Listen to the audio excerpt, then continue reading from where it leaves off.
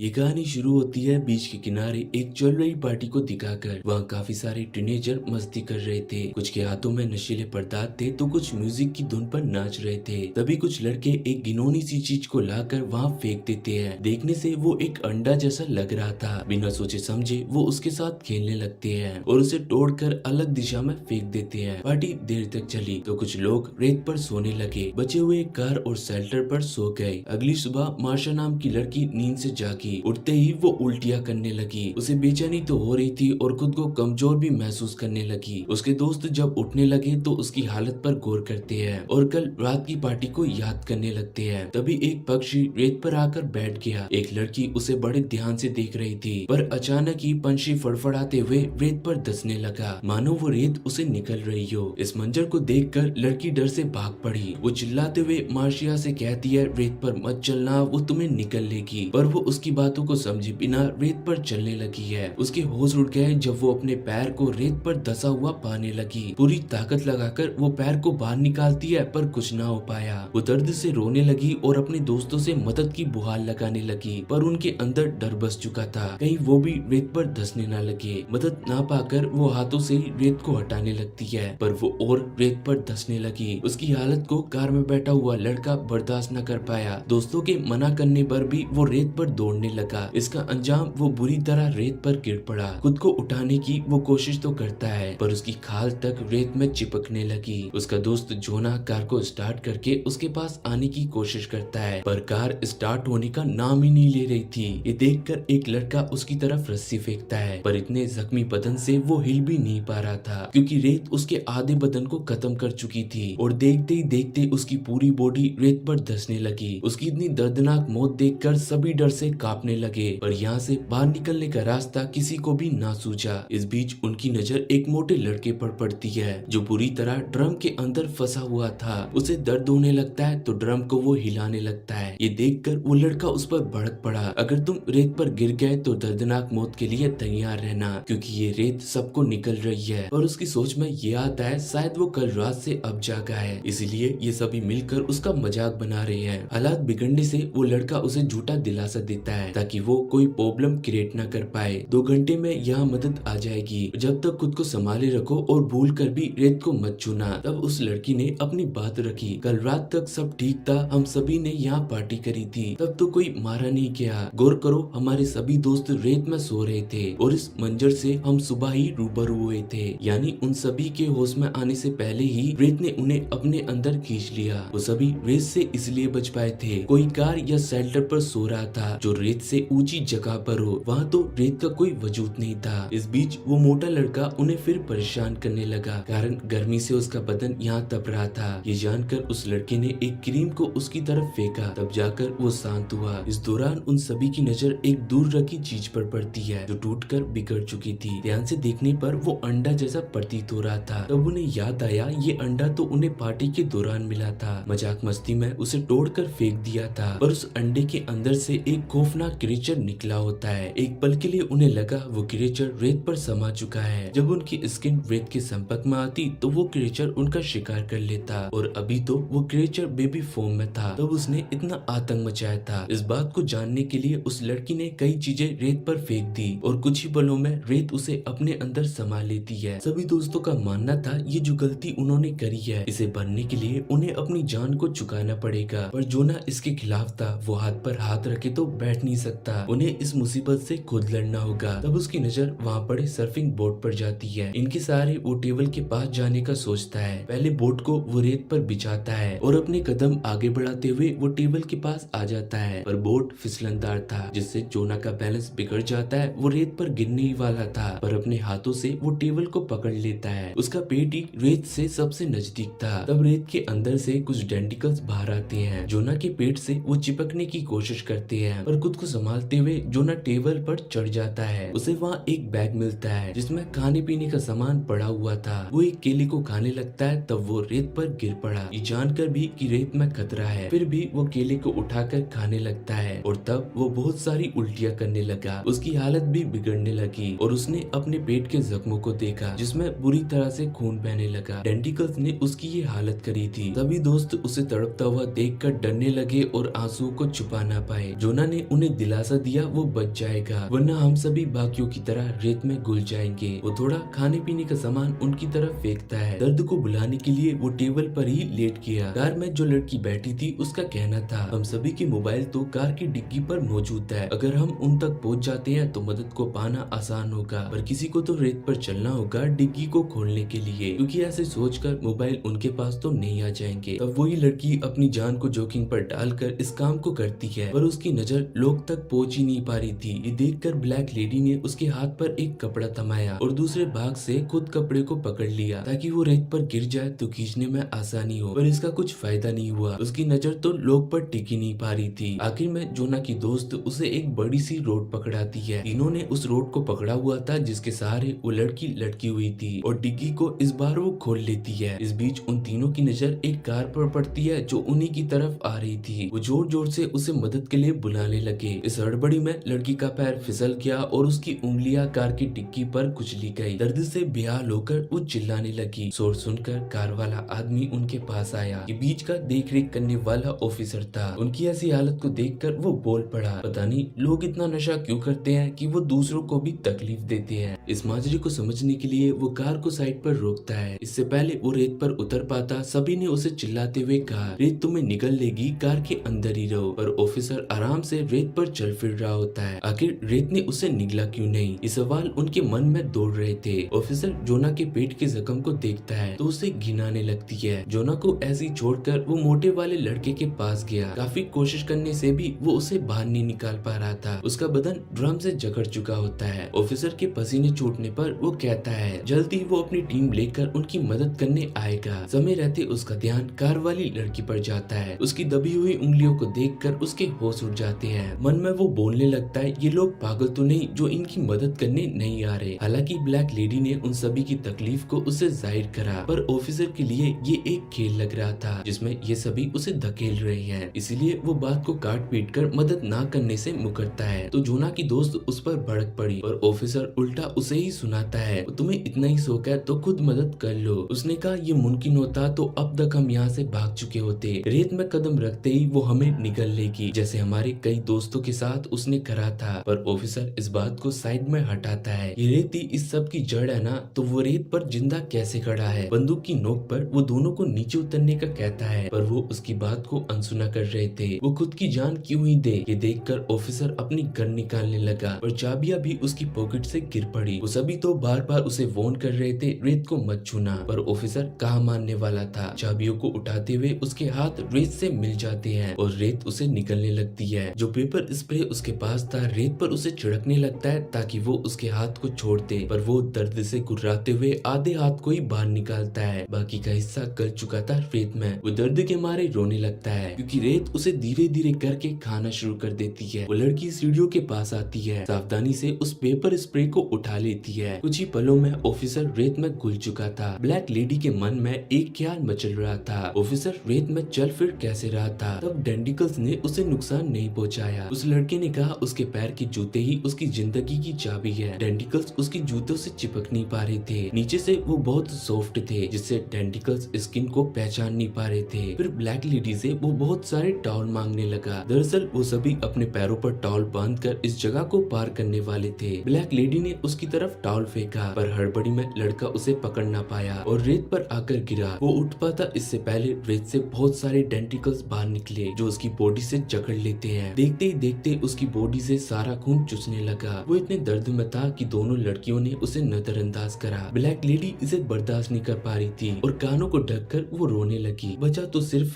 रेत में उसका खून। जोना की दोस्त उसे शांत करती है। ये वक्त भावुक होने का नहीं है बल्कि इस मुसीबत से लड़ने का है। उसके बगल में एक आधी टूटी हुई सीढ़ी रखी थी और उसका दूसरा हिस्सा जोना की दोस्त के पास था। तब दोनों ने उसे मिलाकर कार पर आने का एक स्ट्रक्चर बनाया। वो लड़की ऊंची सी छलांग लगाकर कार पर गिर जाती है और ब्लैक लेडी को एक तमाचा जड़ती है क्योंकि उसके फालतू के आइडिया से वो लड़का मारा गया। उसने अफसोस जताकर माफी मांगी। अब जिस लड़की के हाथ कार की डिग्गी पर फंसे होते हैं वो दोनों मिलकर उसके हाथ को खींच डालते हैं जिससे उंगलियां तो बाहर आ गई और उसका हाथ काम के लायक ना बचा और बहुत सारा खून बहने लगा। उसके जख्मों को ढकने के लिए वो टॉवल से उसे लपेट देते हैं। वही मोटा वाला लड़का दर्द से अब तड़पने लगा क्योंकि ड्रम के शार्प एजेस उसके बदन को काटने लगे जिससे काफी सारा खून खून बहकर रेत में जाने लगा। तब रेत से वही टेंटिकल्स बाहर आने लगे क्योंकि खून से वो अट्रैक्ट हो रहे थे। उस ड्रम से टेंटिकल्स चारों तरफ से लिपट गए और ड्रम को अंदर से खोखला करने लगे। इस बीच उन तीनों लड़कियों ने कार से बाहर जाने का एक जुगाड़ अपनाया था। वो वहाँ रखी लकड़ियों को एक साथ जोड़ने लगे और उन लकड़ियों को जोना के टेबल से जोड़ दिया। सबसे पहले ब्लैक लेडी ने अपने कदम बढ़ाए और जोना के पास आ गई, पर घायल वाली लड़की वहाँ आने से डरने लगी क्योंकि टॉवल में सना हुआ खून गिर रहा था और रेत में खून गिरा